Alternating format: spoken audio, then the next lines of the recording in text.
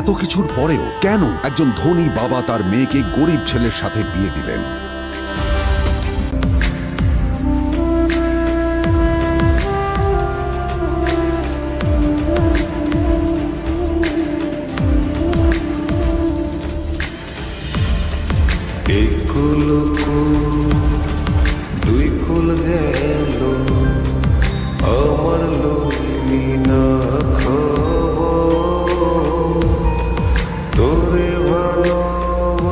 তারপরে সেই মেয়েটি তার গরিব স্বামীর কাছ থেকে নতুন বছরে এমন একটা গিফট পেয়েছিল যে তার চক্ষু স্থির হওয়ার জোগাড় হয়েছিল।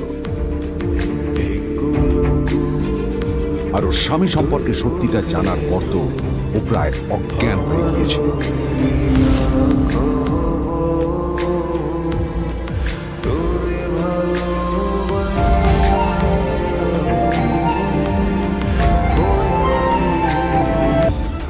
আমার বাবা সবচেয়ে বড় ভুল করেছে তোমার মতো একটা গরিব ছেলের সাথে আমার বিয়ে দিয়ে।